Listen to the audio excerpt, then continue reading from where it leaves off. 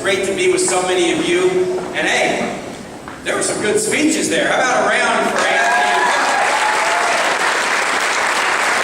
I feel like they not only put it on the line about the elections this year, they've been given a little bit of tutorial about why we are Democrats and why we're proud of our party and proud of our values. I want to thank Anthony for getting into the fray and running this important race. We've done some good events together. My wife has enjoyed campaigning with you.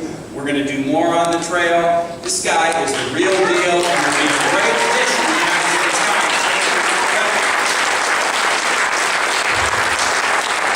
John Bowerbank and so many others who are here, thank you guys for the good work in putting this on. The Geppettos, I know, the great work. Mark Warner, we have been friends for 32 years. We used to joke and say we met each other before we met either of our wives, and there were times when we were spending more time together than we were spending with either of our wives during the 4 years he was governor. Great friend. It is so good to be on the campaign trail with you, to do these events, Acres, that we've done many times together, to be at Buena Vista tomorrow for the Labor Day parade that we've done many times together. It really feels good. And I will tell you, in 2001, when we ran together, Mark for governor and me as lieutenant governor, the Democrats were in the wilderness. In the previous decade, only one Democrat in the statewide race had gotten more than 50% of the vote. We were in the wilderness. We are now the central battleground state in this nation, and there is no one who is more responsible for that. No single person who is more responsible for taking Virginia from non-competitive to dead-heat battleground than Mark Warner. Please give him a round.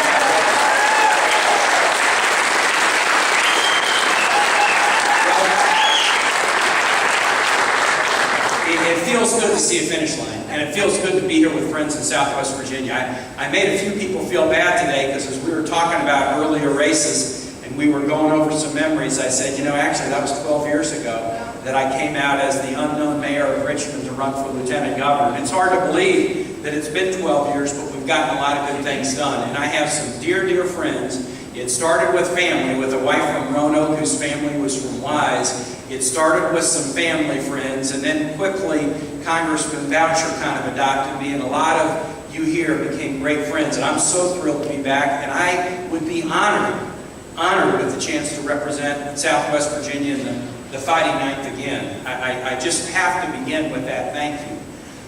I want to just talk about three things. I want to talk about the president's race for a second, and I want to talk about mine, and then I want to talk about, frankly, something that is really about all of us. I want to talk about grassroots politics as I close. And then we're going to hear closing remarks from my dear, dear friend, Philip Buck, and I'll say a word about him at the end.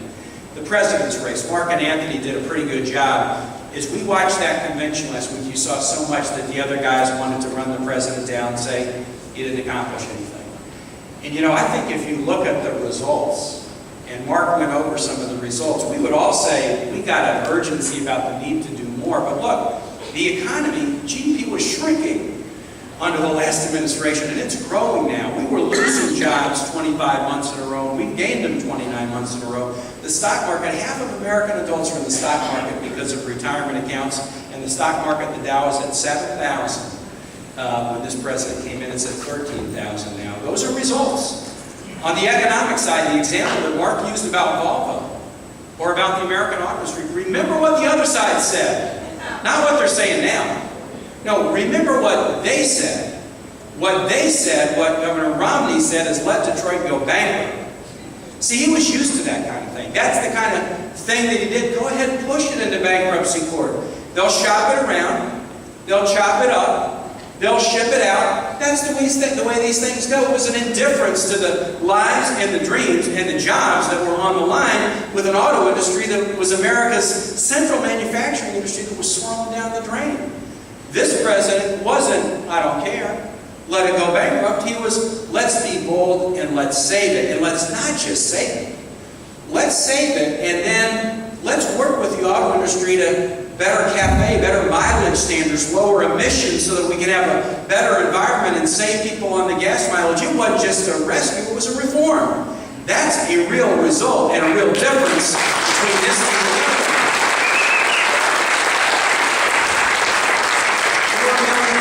More American low-income kids with health insurance because of the S-chip program. You know what that means?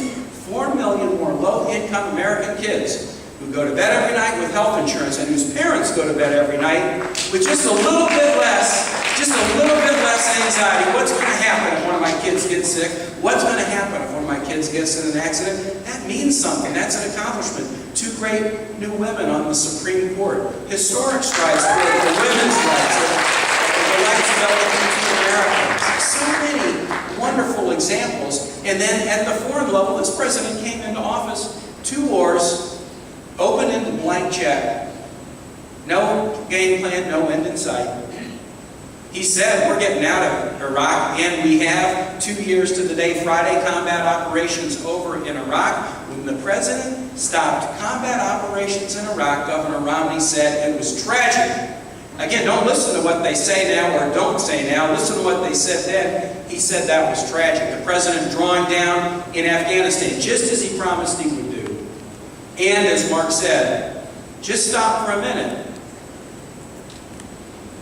Where was the search for bin Laden when this president came into office?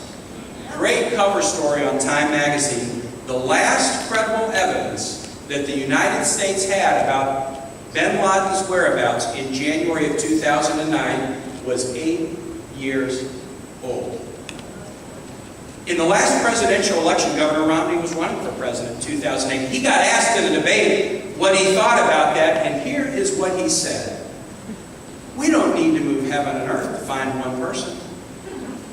We don't need to move heaven and earth to find one person. That was what Governor Romney said. Now, just like the auto industry, he was indifferent to it.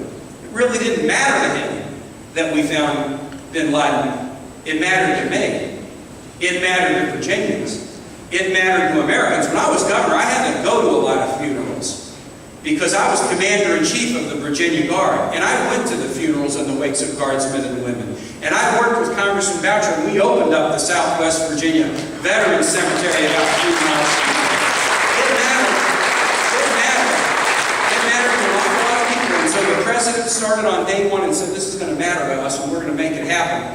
And while some may say it doesn't matter, we will go to the gates of hell if we have to. And we'll take a decade or more, if we have to track down somebody who perpetrated the worst act of violence against this country in our history. Because we got to right the scales of justice, and we also have to show anybody in the world who would think about doing the same thing that you may run, but you're not going to hide. And this president, working together with a lot of great Virginia heroes, SEAL Team 6 and the other SEAL teams, so many of them train out of Virginia Beach, this president got the job done. So when the other side talks about they're not seeing the results, with a guy up here who would let the auto industry go bankrupt, and with a guy up here who said it didn't matter where bin Laden was, we're the results team, and we can be proud of being the results team. That's what Democrats do. We get results, we solve problems, we make things happen, and often the problems we're solving and the messes we're cleaning up are the ones that the other side creates. And we're going to keep doing it. My race is real close. What Virginians have been talking to me about, I got into this race, and actually I got to thank some of you. I saw our mayor, Trent Crew, here. The last meeting I went to before I decided to run was in Wytheville. We had a wonderful dinner in March of 2011, a thank you dinner for Congressman Boucher. And I was really wrestling with what to do. And he got up, and in his comments, he really laid it on thick, and he arm twisted real good. And a bunch of you were there too, and you arm twisted me when we were walking around visiting. And I went home, and I spent a little bit of time talking to Ann and my kids, and praying about it. Mark said I was going a different path in life after 16 years in elected office, but I decided there's too much at stake to stand on the sideline, and I'm going to get in this thing and go after it. And 16 months of full-time campaigning, we are now standing here. We are now standing here. We have an excellent chance of winning, as close as can be. But I've been listening to Virginians. They've been talking to me about some basic things. How are we going to get the economy growing?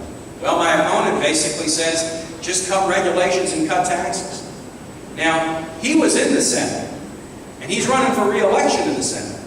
And when he was in the Senate, that's exactly what he did, and it put the economy into the worst tailspin since the Great Depression. We do not need to go back to the old strategies that failed.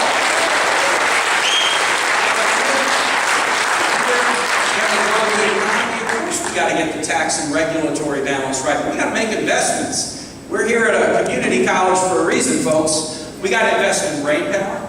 We got to invest in infrastructure. We got to invest in new energy technologies.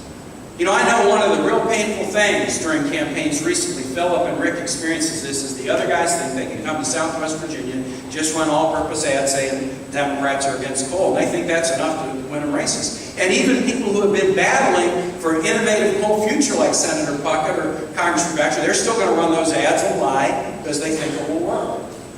Earlier today, I was by the new coal plant that's just opened up and gone online right outside of St. Paul in Virginia City. And this is a coal plant, low water usage, dramatically cleaner on mercury, nitrous oxide, sulfur dioxide, using waste coal stacks that are stacked up outside closed mines all around Appalachia, using that as 20% of its fuel mix. Democrats, and me too, we believe that coal has a future. It's just got to be an innovation future, not a do it like we did it last century or do it like we did it yesterday. Innovation works, but what we also believe is that innovation's got to extend to wind and solar and geothermal. We got to have that broad investment in alternative energy because other nations are investing, and if we don't, we're going to be buying technology from them. If we invest, we'll sell to them. There's a GE plant in Salem that employs 700 people, and what they do is they build turbines for wind, and they build components for wind turbines and components for solar arrays. My opponent ridicules wind and solar and says those are unproven technologies that are never going to work. There's 700 people working in Salem right now building those unproven technologies so that Virginia can be more competitive. That's how we're going to grow the economy, innovation and investments, not the old ways that failed, and that's what I'll do if I'm in the U.S. Senate.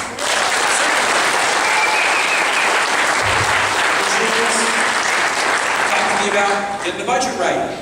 Mark is, thank God, Mark is obsessed with the budget and trying to get it right. Lord knows we need some people in there who are not just obsessed and yammering. I mean, there are plenty of people who talk about it, but in terms of actually doing something, it's a very, very small number. And Mark's in that number, and he's adding to the number and winning conference every day. Well, on how to make the budget balance, my opponent and I got a different strategy. When my opponent was governor of Virginia, he said, I'm a small government guy, and then the state budget grew by 45% in 4 years. When I was governor, in a tough time, I made $5 billion in cuts, including my own salary, and I left office with a smaller general fund budget than the one I started with. One of us has actually done